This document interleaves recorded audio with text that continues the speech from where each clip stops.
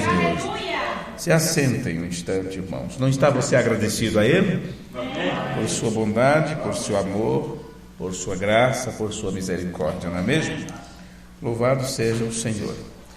Estamos chegando de mais uma viagem, pela graça de Deus, correu tudo bem. Só temos que agradecer ao Senhor por ter cuidado de cada um de nós, não é mesmo? E por estarmos com vida, né? Só temos que ser agradecidos ao Senhor. Agradecer aos irmãos, vocês que oraram, vocês que nos ajudaram, aos irmãos que conectados conosco mesmo à distância, pelo um programa que todos os celulares mais modernos têm. Nós criamos um pequeno grupo onde só adicionamos irmãos que estudam a doutrina, e assim todas as notícias nós colocamos ali, postamos fotos, viagens, tópicos das pregações que são tidas, né, que são faladas, e aí os irmãos à distância vão acompanhando, eles vão acompanhando, né? Isso tem sido de grande ajuda, graças a Deus. E algum irmão também que tenha este programa e quiser também ser adicionado, colocamos ali o seu nome também, com a ideia de apenas termos uma forma rápida de passarmos informações, né, um para o outro. Bom, para aqueles que estão ouvindo pela internet, receba nosso agradecimento, nosso abraço fraternal, no nome do Senhor Jesus. Obrigado àqueles que têm orado por nós, àqueles que têm ajudado em oração, com suas doações e tudo, e desta forma nós temos podido realizar esse trabalho até aqui. Viajou conosco o irmão Ronaldo para nos ajudar com o trabalho de tradução, e também o irmão Mansur, irmão Ailton Mansur, que nos ajuda na pregação da palavra na região de Betim, lá em Minas Gerais. Inclusive, hoje eu não consegui acompanhar a escola dominical, dormi até mais tarde, mas ontem à noite estávamos conversando e ele disse que estava preparando material para a escola dominical. E nós passamos 10 dias fora, né? Viajamos dia 15, retornamos aí na noite do dia 24, passamos um tempo em Santa Cruz de la Sierra, que é a cidade boliviana mais próxima aí da fronteira, na casa do irmão Mário, e depois fomos até La Paz para termos a continuidade da reunião ministerial. Nós tivemos a primeira noite, creio que foi no dia 16. Dia 16 tivemos a primeira reunião com a igreja, e quem pregou para nós, quem pregou ali naquela ocasião, foi o pastor Boris Agüero. É um jovem de 24 anos, considerado o pregador mais jovem da mensagem do Chile. 24 anos, e ele prega desde os 14 anos. Prega a mensagem desde os 14 anos. Então, ele pregou na primeira noite e nos trouxe uns tópicos muito interessantes, muito importantes. Uma pena que vocês não compreenderiam tudo se ouvisse a gravação, porque o espanhol chileno dizem que é espanhol pela metade, né? Eles cortam as palavras, além de falarem rápido, eles cortam as palavras, né? Mas ele pregou sobre a forma como essas três coisas pode prender, englobar todo mundo, né? O falso profeta, a besta e o anticristo. A besta, o falso profeta e o anticristo. Você sabe que ambos irão para o lago de fogo, né? Ambos irão para o lago de fogo. É o que está destinado para esses três personagens: a besta, o falso profeta e o anticristo, é o lago de fogo. E você não tem que temer ao falso profeta, porque o falso profeta engana as denominações. Você não tem que temer a besta, porque a besta engana as nações. Você tem que estar cuidando, com cuidado, no espírito do anticristo, porque ele não está preocupado com as nações, ele não está preocupado com as denominações. ele se infiltra no meio da noiva para imitar o Espírito de Cristo. Então é este que você deve ter cuidado. E seria tão parecido que, se possível for, enganaria até mesmo os eleitos, não é? E então, se no tempo do fim, se durante as dispensações nós tivemos aí o desviamento, a apostasia profetizada pelo apóstolo Paulo, e os homens interpretaram as Escrituras e se desviaram da verdade, se foi prometido que no tempo do fim viria um Elias para restaurar todas as coisas, então entenda que quando vem essa restauração, ou quando a verdade é apresentada de volta ao povo, levada à doutrina apostólica, então é aí que entra o espírito do anticristo para imitar a verdade. Vê? Então, por isso você não deve ficar surpreso vendo tanta coisa acontecendo, vendo tantas doutrinas surgindo dentro desta mensagem, para imitar a pureza da mensagem, a verdadeira mensagem. Então, cada um se cuide, cada um que cuide, né, daquilo que tem. No dia 17 nós tivemos então a primeira reunião ministerial, e foi pedido para que eu falasse aos ministros naquela primeira reunião ministerial. Então nós falamos sobre o mensageiro habilitado. Mensageiro habilitado. Assim como você não pode dirigir sem habilitação, você tem que fazer teste, você tem que ser aprovado. Se for reprovado, aí tem chance de recorrer, fazer de novo, pagar a taxa, aquela coisa toda, fazer aula de novo, tudo. Mas quando se trata de habilitado para dirigir, para conduzir o povo, para conduzir as pessoas, apontar a elas o caminho, a responsabilidade é muito grande. E se você não for habilitado para isso, então é melhor não pegar o volante, é melhor não tentar responder pergunta, é melhor não se meter com pregar o evangelho, você vai desencaminhar as pessoas, né? Como era um tema para os ministros, então nós falamos sobre 2 Timóteo, capítulo 2, creio, estudamos junto todo o capítulo 2 de Timóteo, onde ele dá instrução ao seu cooperador, dizendo a Timóteo que entregasse aquilo na sua pureza para homens idôneos, que é pessoas capacitadas, apropriadas, pessoas apropriadas para isso. Foi uma reunião muito boa, então essa vocês entenderão se ouvir a gravação. Já está disponível na internet para quem quiser fazer download e ouvir em casa, na primeira página do site. Em seguida, isso foi à tarde, a reunião ministerial. À tarde, nós tivemos o pastor Juan Palácio, da província de Córdoba, próximo a Córdoba. E já é um ministro da moda antiga, vamos dizer assim, né? Veio para a mensagem nos anos 70 e pouco. E ele pregou sobre o inimigo que está dentro de forma sorrateira. Foi muito interessante sua pregação, porque ele referiu-se a Eva. A serpente não chegou e pegou Eva à força, agarrou e disse: você vai ter que me ouvir, você vai ter que sair comigo. Não, isso levou um tempo. Cada dia era um sorriso, um acenar de mão, um jeitinho bonitinho de tratar, educadamente e tudo mais, até que Eva confiou. E é assim que o espírito do anticristo vem, sempre virá por pessoas que você colocaria a mão no fogo pela sinceridade, pela honestidade, pelo cuidado, porque parece que são pessoas mais santas, são pessoas mais cuidadosas, são pessoas que não deixam passar nada, sempre tem uma interrogação, sempre tem uma coisa para apontar. Então com esse tipo de gente você deve ter cuidado. Sempre apresentam um grau de santidade maior e exige isso das outras pessoas.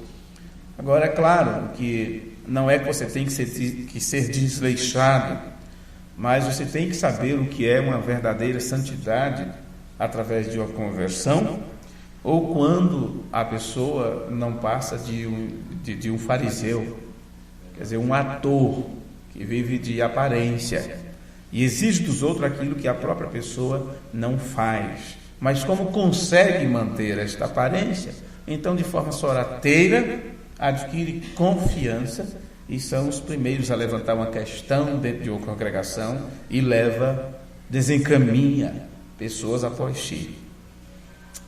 Fazendo conexão com isto, sobre a reunião que nós tivemos na primeira reunião ministerial, quando eu falei, como estávamos estudando Timóteo 2, nós falamos sobre o caso de Himeneu e Fileto, quando Paulo instrui a Timóteo para que ele tivesse cuidado em levar adiante o ensino e instruir a homens idôneos que pudessem levar também de forma correta a palavra. Ele diz para que ele fugisse de determinadas contendas e determinadas conversações, e disse: observe o que aconteceu com Himeneu e Fileto, os quais, como gangrena, né, dissiparam suas doutrinas, suas interpretações no meio da igreja. E o que aconteceu é que Himeneu e Fileto, eles conseguiram tirar muita gente da doutrina correta dos apóstolos, veja isso no primeiro século já, dizendo para as pessoas que a ressurreição já tinha acontecido. Eles diziam: não, a ressurreição já aconteceu, já estamos numa nova vida, já estamos em Cristo, já nos convertemos, a ressurreição é espiritual, não vai ter esse negócio, não, já aconteceu a ressurreição. Não é um quadro do que pregam hoje nessa mensagem, muitos ministros pregando que a segunda vinda já aconteceu. Não é diferente do espírito de Himeneu e Fileto. Agora, Paulo disse que isto é como gangrena. E se você se machuca, se você pisa em algo, se acontece alguma coisa e você é acometido por gangrena, sabe o que ela faz? Ela vai comendo os tecidos do teu corpo. Vai comendo os tecidos. E aquilo se torna podre, mau cheiro, putrefação. Você vai apodrecendo vivo. A única forma, se você tiver um pouquinho de sorte, é se os médicos conseguirem amputar tua perna ou teu braço, ou seja o que for, antes que aquilo passe, né, e tome conta da corrente sanguínea, tome conta do teu corpo. A única forma é amputar aquilo, porque está morto, não recebe mais vida, não se oxigena mais. Então, quando uma pessoa está na condição de Himeneu e Fileto, isso no sentido espiritual, não resta outra coisa para fazer a não ser serem cortados do corpo, a não ser serem cortados. E por esta e outras razões, você vê também Paulo entregando Himeneu e Alexandre, porque eu não tive tempo de fazer uma pesquisa para fazer a conexão do porquê não foi Himeneu e Fileto. Mas quando chega nesse ponto, Paulo fala Himeneu e Alexandre, que foram entregues a Satanás. Foram entregues a Satanás. Pois bem, cortados da vida, é o que diz as Escrituras. Quando uma pessoa está nessa situação, ele está com gangrena. Está cortado da linha da vida. A oxigenação não chega nesse órgão, não chega nessa parte mais. Paulo chama de pessoas entenebrecidas no entendimento, distanciados de Deus.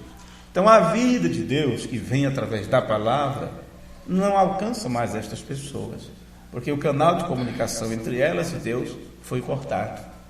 Não diz as Escrituras: não tire nem acrescente nada.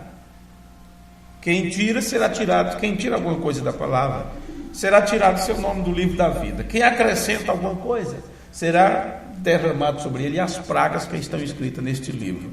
Porque tem que se deixar tal como está, da forma que Deus estabeleceu. Nada pode ser mudado, nada pode ser trocado, nada pode ser trocado. Então, na quarta reunião que tivemos, nós tivemos mais uma outra reunião ministerial, isso já no dia 18, e quem pregou para nós foi no sábado, já foi o irmão Brian Kosurek. Tivemos uma tarde, um entardecer de testemunhos, onde cada um deu um testemunho, e tivemos aí muitas orientações. Tudo foi gravado, preciso catalogar para saber o que se pode colocar à disposição das pessoas ou não.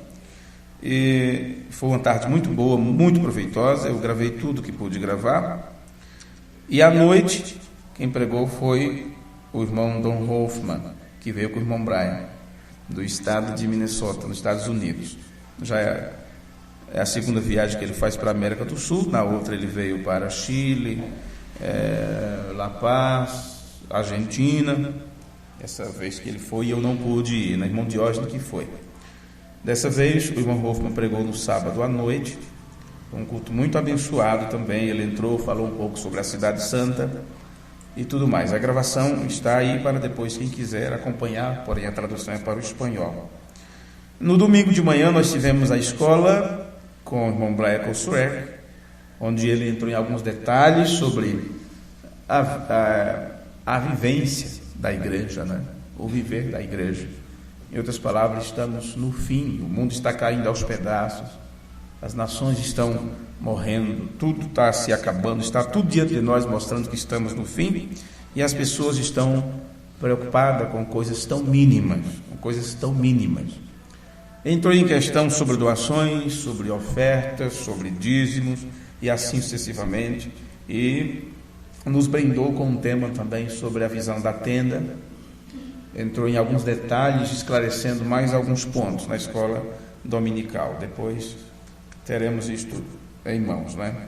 Essa escola dominical não coloquei no site, porque foi gravado apenas o vídeo e não áudio separado. Depois disto, ele teve mais uma reunião em Santa Cruz de la Sierra, porém eu não participei porque viajei para La Paz na frente. Mas a próxima reunião, já em La Paz, isso já creio na terça à noite, se não me falha a memória, é isso aí, na terça-feira à noite, o irmão Brian pregou sobre por que o Cordeiro, porque o Cordeiro foi predestinado, né, desde antes da fundação do mundo, porque o Cordeiro foi sacrificado na mente de Deus desde antes da fundação do mundo. Foi uma reunião muito boa, muito proveitosa, aprendemos muito ali. Em seguida, outro dia nós tivemos mais uma reunião ministerial em La Paz, onde o irmão Brian Kossuek teve uma palavra com os ministros, e no encerramento na quarta-feira à noite, foi no Tabernáculo Emanuel, o pastor Armando Flores, pediu para me pregar no encerramento. Então nós falamos por 1h50 sobre a revelação dos selos e as interpretações que vieram depois disso. Depois o irmão do Chile pediu para, se algum dia eu visitar o Chile, levasse esse mesmo tema para lá, né? A revelação dos 7 selos, a revelação que veio com a abertura dos 7 selos e as interpretações que vieram depois disso. Está gravado, inclusive, para os irmãos que estão nos ouvindo pela internet. Você já pode baixar este culto também aí no website. Está lá na primeira página, Viagem Missionária à Bolívia. Então você pode já obter o MP3 disso. Em seguida, com o tempo, colocaremos o vídeo também para quem gosta de assistir. Voltamos para o Brasil. O irmão Brian Kossuek, junto com Don Hoffman e Mário Nina, viajaram para Lima, onde eles continuariam então mais algumas reuniões com os ministros ali do Peru. Eu deixei o Peru para o Natal, não pude ir. Não pude ir, né? Voltei ao Brasil, não é fácil.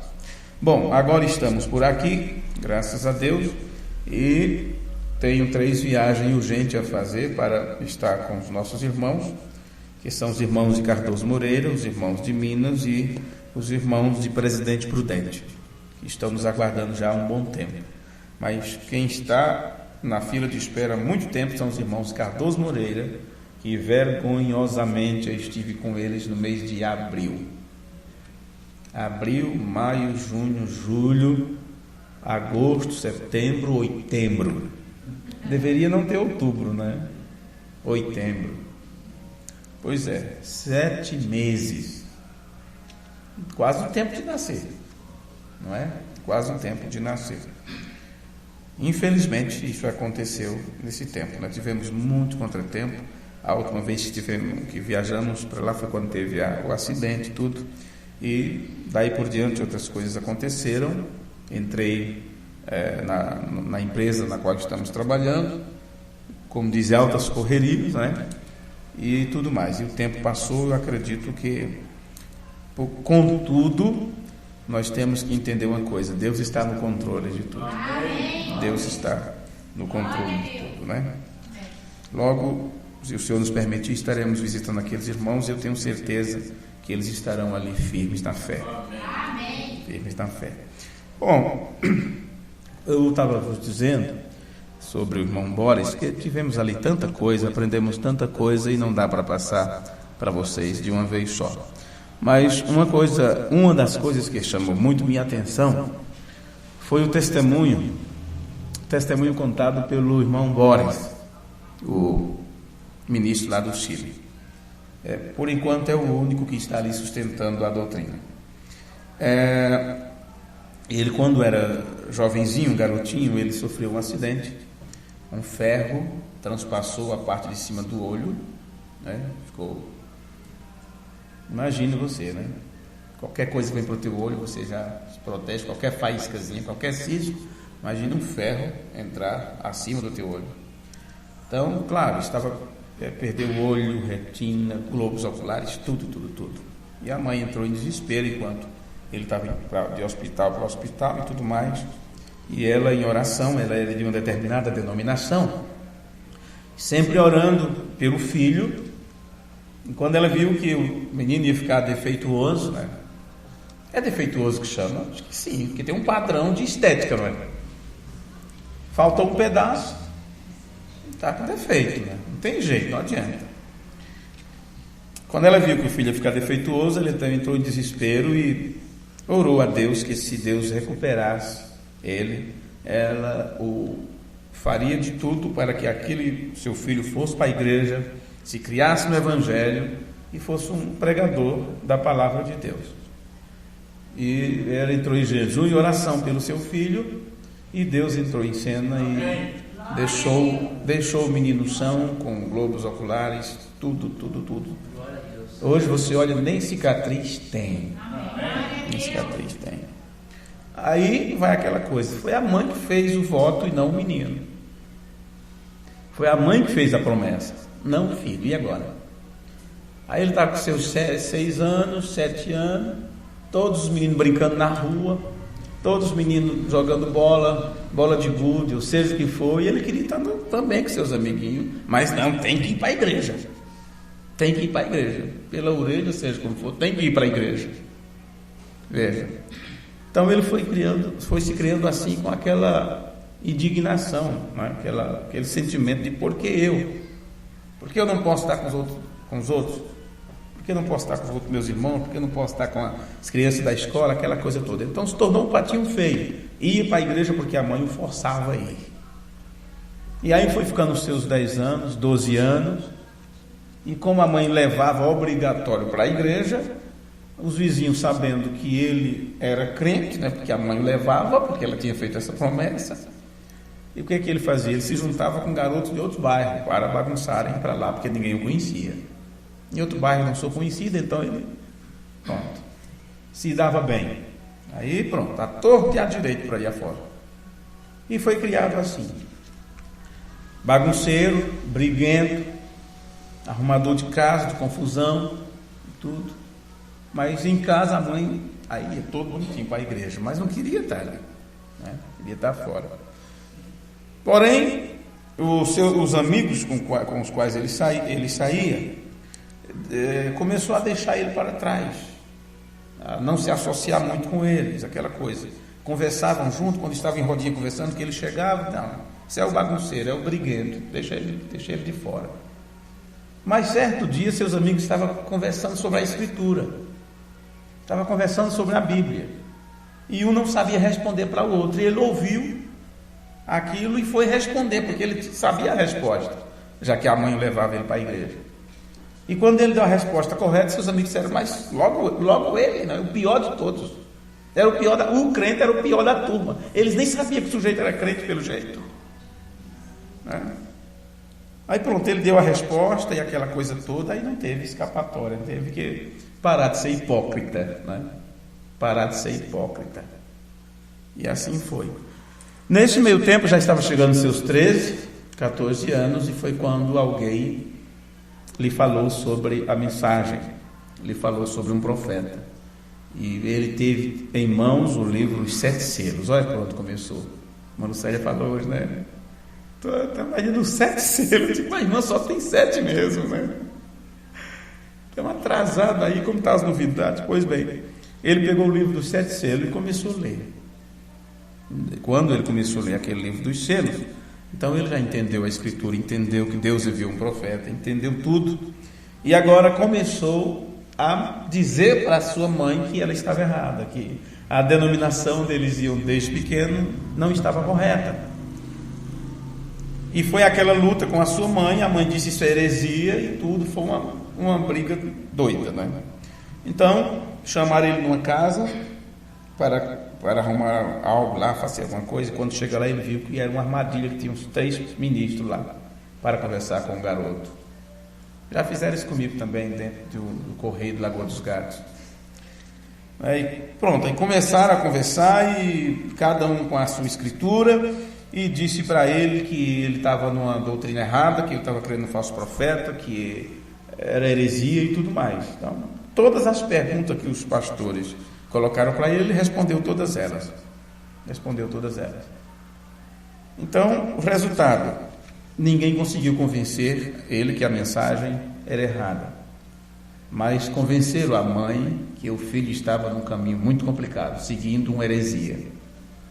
A revolução foi grande, então chegaram à conclusão que os folhetos que ele tinha recebido, as mensagens, os livros que ele tinha recebido, era queimar tudo. Queimar tudo. A mãe disse: nós vamos queimar tudo, junta tudo, que amanhã vamos fazer uma fogueira, vamos queimar tudo. Ele disse: foi a primeira vez em minha vida que eu entrei em desespero. Foi a primeira vez em minha vida que eu entrei em desespero. E orei a Deus: Senhor, não deixe minha mãe fazer uma coisa dessa, não deixe minha mãe blasfemar contra a palavra, destruir a palavra. E como era o dia de queimarem tudo, ele saiu de casa, ficou em outros bairros, ficou distante de casa e não conseguia se aproximar de casa, porque ele não queria ver aquela cena, os livros, a mensagem sendo queimada. Porém, foi chegando à tarde, ele disse: não, mas eu tenho que ir para casa, vou ficar na rua. Quando foi se aproximando da casa, a mãe estava varrendo o jardim, lá, o quintal. Na hora que ele entrou, ela prostrou-se aos seus pés, em pranto, pedindo perdão. Disse: mas o que aconteceu? O que aconteceu? O que é que houve? E ela, desesperada: me perdoe meu filho e tal. Então foi contar o que aconteceu. No dia de queimar as coisas, as portas estavam fechadas e ela viu uma luz pela porta, né? A luz entrava pela parte de cima da porta e pela brecha de baixo, uma luz muito forte, e bateram na porta. E ela ficou com medo, disse: quem está lá? Porque dependendo de quem fosse, ela não ia abrir. Quem está lá? Uma voz respondeu dizendo: eu sou William Branham, e você não toque nessas coisas, não mexa com esse menino, porque ele é como meu filho. Peça perdão a ele. Se ele lhe perdoar, você está perdoada. Se ele não te perdoar, não tem perdão para você. Então, esse é o testemunho desse moço. Por isso, quando ele voltou, a velha estava prostrada aos pés dele, pedindo perdão. Dali por diante, nunca mais essa mãe falou uma palavra com esse moço a respeito do ministério, da palavra, da mensagem, nunca mais. Ele disse: ela deixou de ir na denominação que ia, também não seguiu a mensagem, mas deixou a minha vida em paz. Então, desde então, eu estou pregando o Evangelho desde os 14 anos. Está com 24 anos e hoje é o pastor mais jovem que prega no Chile e está nos ajudando a levar adiante a doutrina. São muitas coisas que têm acontecido e a gente fica com determinadas interrogações, mas sabemos que Deus está no controle de tudo, né? Deus está no controle. Um jovem, ele contou para nós, na noite de viajarmos para cá, que uma garota com 14 anos, ela sofreu como diz, aneurisma, como chama? Um ataque no cérebro, alguma coisa assim, eu não esqueci agora o nome. Não é bem, é quase como isso, como um AVC. E ela ficou toda torta. um derrame, né? Um derrame, alguma coisa assim. Ela entortou tudo. Tinha uns 14 anos. E os médicos disseram que para reaver a coisa teria que fazer uma operação no cérebro dela. No cérebro. E os médicos do Chile, ou desses países aí, não faria. Teria que ir para os Estados Unidos e custava em torno de 50 mil pesos chilenos. Era muito dinheiro, eles não teriam como fazer isso. E o resultado, um dia ela ficou toda torta, os braços tortos, perna torta, tudo, com 14 anos, ficou atrofiadinha a bichinha da menina. E veio um ministro da mensagem, para conversar com a família e tudo mais, e foi ler para aquela família Isaías 53. E quando ele leu, ele foi ferido pelas nossas transgressões, moído pelas nossas iniquidades. O castigo que nos traz a paz estava sobre ele, e pelas suas pisaduras somos sarados, nossas doenças foram saradas. Quando o pastor leu isso, ele perguntou para a moça, ela toda encolhidinha lá, você crê nisso? Você crê nessa palavra? Ela não respondeu, ela apenas fez isso, a mão fez isso, ó. Sabe aqueles robôs que tem nos filmes, que se contorce todo? A mão veio para cá, a outra foi para lá, a perna se endireitou e ela se levantou diante de todos. Não precisou unção com óleo, não precisou oração, não precisou nada. Apenas foi perguntado, você crê nisso? E a resposta dela mostrou que ela realmente creu. A palavra foi vivificada. A única coisa que ela ficou, que a sequela que ficou disso, era algo aqui não sei, nessa parte dos ossos aqui do quadril, fazia com que ela andasse um pouco, puxando um pouco a perna, não é? E a mão dela, que se ela aperta a tua mão aqui, ou se ela aperta alguma coisa, não, o nervo para abrir não funciona, então ela tem que fazer isso para abrir a mão. Ela ficou com essas 2 sequelas, o resto tudo bem. Resultado, casou, mas não podia ter filho porque tinha este problema, né? Teve esse problema que afetou os órgãos e tudo mais. Então não podia ter filho, mas ela queria um filho. Eu estou apenas resumindo o testemunho, né? São muitas coisas que aconteceram. Então, o resultado, ela ficou grávida e tudo mais, e ficaram tão felizes, tão contentes com a notícia de gravidez, que não olharam nada de exame médico, nada de ultrassom, nenhum papel, não olharam nada, só felicidade e agradecimento a Deus por terem um filho, ela com seu esposo. Então, chegou o tempo de ter a criança, levaram ela para o hospital, aí entregaram os papéis que tinham, né, pediu todos os exames que tinha, tudo encaminhamento médico. Quando apresentou para o médico disse, escuta uma coisa, você vai querer ter esse filho? Você vai mesmo querer ter esse filho? Por que não? É um filho que Deus nos deu. Disseram, olha, essa criança, ela vai nascer com encefalia, como é, irmão? Não sabe esse nome? Como?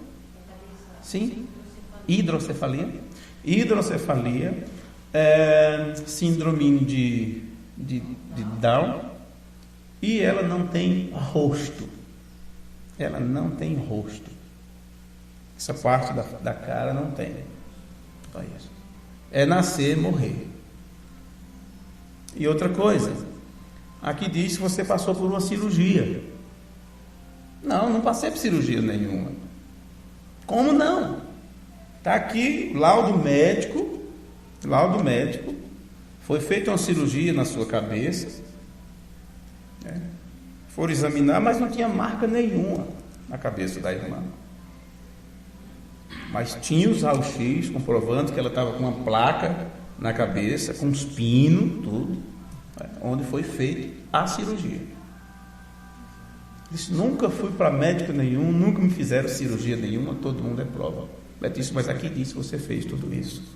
Então Deus a operou naquele dia, quando foi lida a escritura, e ela disse que creu. A operação que teria que pagar 50, não sei quantos mil pesos, não sei o que, muito dinheiro, e que tinha que ser feito em outro país, foi feita ali naquela hora, estava ali nos papéis que tiraram para estudar o caso da moça, estava ali comprovando que ela passou por essa cirurgia, se os médicos tocaram nela. Então, ela disse, não, eu quero ter meu filho, se eu não podia ter, e o filho está aí para nascer, então eu vou continuar crendo que quem começou a boa obra termina, não é? Termina. O certo é que a criança nasceu sem a hidrocefalia, sem síndrome de Down e com o rosto perfeito. É o guri mais tranquilo, mais sabido que tem lá, que tem na igreja. Então, Deus é o Deus do sobrenatural. Não é? Deus é o Deus do sobrenatural. Então, aquilo que diz a Escritura, tudo é possível aquele que crê, tudo é possível. E sempre temos ensinado isso. Jesus sempre disse, seja feito conforme a tua fé. Se você crê, então você verá a glória de Deus. Não é isso que diz a palavra, não é? Agora, se nós não cremos, então nada pode acontecer conosco. Uma vez que Deus estabeleceu na sua palavra, você tem que crer naquilo, saber que aquilo é correto, que aquilo é verdadeiro, porque Deus é galardoador de todos aqueles que o buscam. Todos aqueles que o buscam. Os meios pelos quais Deus realizará a obra, depende dele. O que nós não podemos tentar ajudar Deus em nada. A única coisa que podemos fazer é crer e confiar. Amém. Somente isso. Amém? Amém? Bom, se eu for começar agora a ler a Escritura para pregar, eu vou até às 9 da noite. Então, acredito que se você acreditar que esse testemunho é verdadeiro, tudo estará bem com você. É o suficiente. Vamos orar? Vamos cantar um hino, vamos agradecer a Deus. Eterno e soberano Senhor, Deus poderoso, diante de Ti estamos nesta hora, agradecidos a Ti por todas as bênçãos que o Senhor nos concedeu. Obrigado, Pai bendito, pela fé que Tu tens colocado em nossos corações.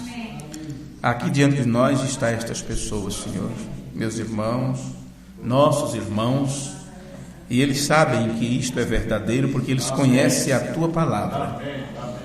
Está registrado nas Escrituras que coisas espantosas seriam feitas aqui na Terra, quer seja na atmosfera em si, no planeta Terra, ou mesmo em nossas vidas.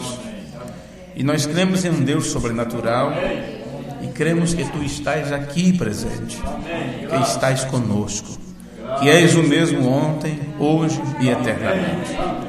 Um Deus tão poderoso que enquanto o mundo estiver ardendo em chamas, o Senhor nos tirará desta terra, além do sol, além da cortina do tempo, onde teremos um tempo de festa com todos os nossos irmãos, onde todos compartilharemos da graça soberana de um Deus soberano, que não pediu conselho a ninguém, mas que teve conselho consigo mesmo e nos elegeu antes da fundação do mundo para sermos conforme a imagem do Teu Filho.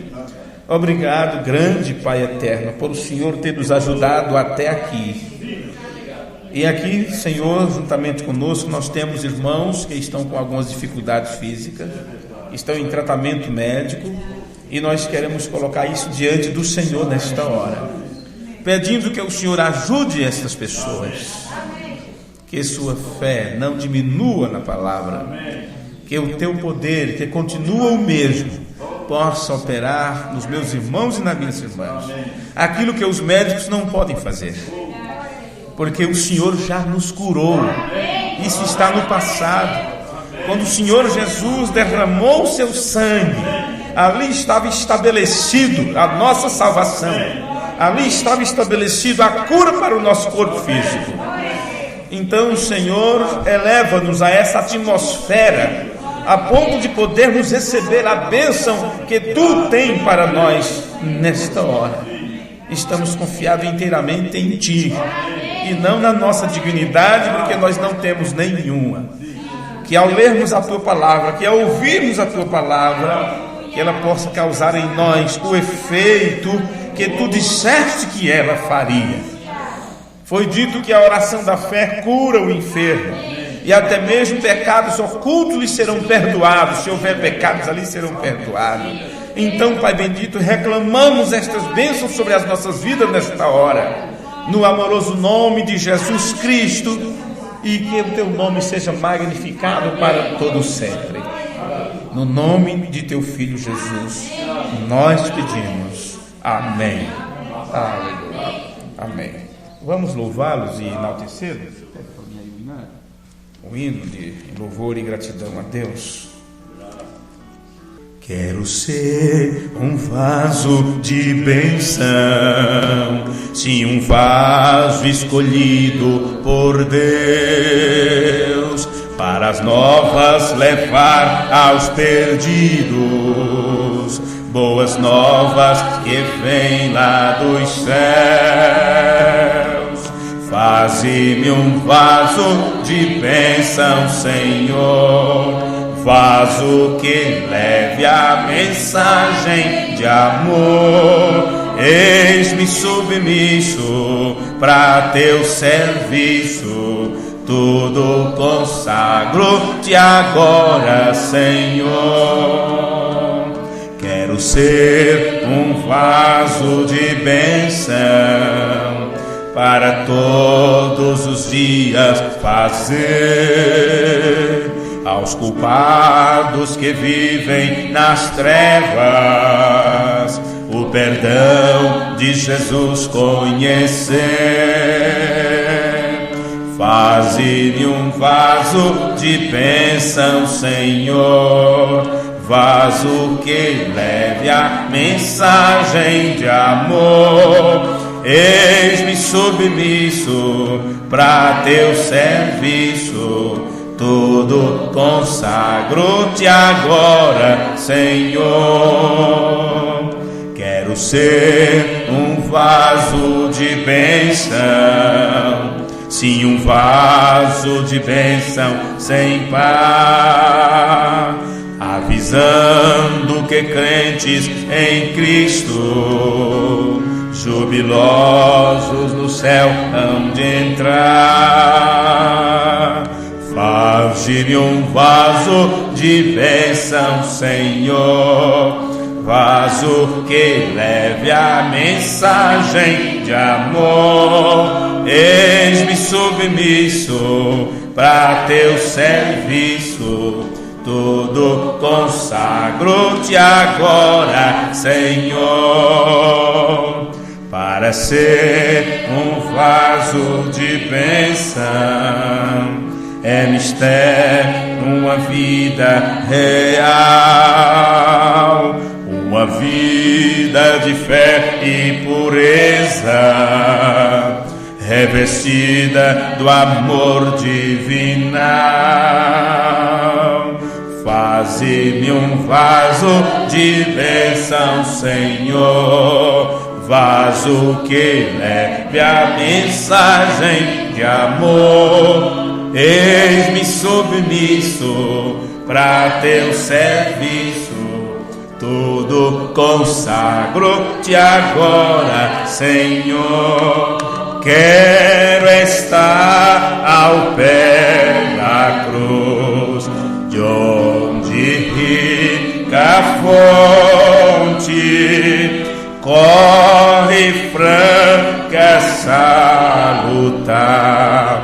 Desciam no monte, sim, na cruz, sim, na cruz, na cruz me glorio, até que ao fim vá descansar, salvo além do rio, a tremer ao pé da cruz. Graça, amor, achou-me, matutina estrela ali, raios seus mandou-me, sim, na cruz, sim, na cruz me gloriou, fim vá descansar, salvo além do rio. Sempre a cruz, Jesus, meu Deus, queiras recordar-me dela sombra, Salvador, queiras abrigar-me. Se na cruz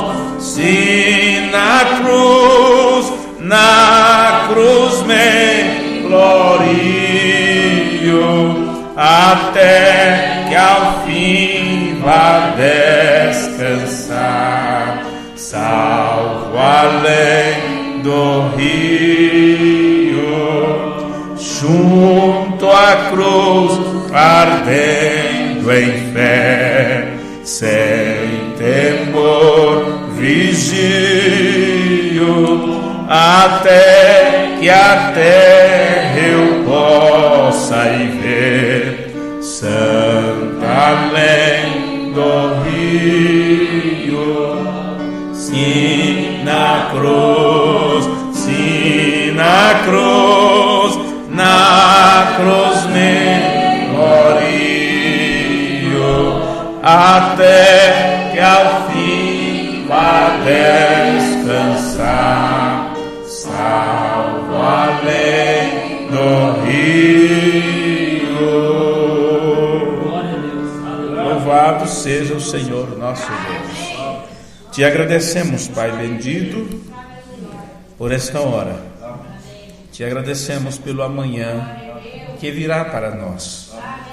E se algum de nós não alcançar o amanhã, que possamos sair desta dimensão humana acompanhado pelo Senhor. Que seja o Senhor tomando nossas mãos e nos levando para casa. Queremos nesta hora apresentar diante de Ti o próximo líder desta nação. Não importa quem seja, isso não mudará as nossas vidas ou o nosso segmento. Mas como diz a Tua palavra, que devemos orar pelos reis, pelos governantes, queremos apresentar diante de Ti nesta hora o próximo, Senhor, presidente da República, que tenha sensatez, que possa dirigir a nação com dignidade, mesmo diante das adversidades, sabendo nós que nenhum deles melhorará a situação, porque é claro que tudo irá de mal a pior. Pedimos que o Senhor tenha misericórdia dos Teus filhos. Bem sabemos que virá o aperto e partirá justamente destes que estão no poder, massacrando, perseguindo, até que a Tua igreja seja perseguida nesta terra, Senhor. E aqueles que não forem no rapto serão destruídos, perseguidos e queimados. Mas bem sabemos que quando vier este aperto, o Senhor nos levará para casa. Então prepara-nos para este momento, que pode ser a qualquer hora, e que possamos nunca nos apartar do caminho que conduz àquele lugar diante do trono de Deus e do Cordeiro. Abençoe meus irmãos e minhas irmãs, que possamos ter uma semana de realização na Tua presença, e que o Senhor desperte em nós o desejo de estar em Tua casa, louvando a Ti e aprendendo de Ti. No nome de Jesus Cristo nós oramos e te pedimos. Amém. Amém. Deus abençoe um ao outro, e até o próximo culto de sexta-feira estaremos aqui, se o Senhor nos permitir.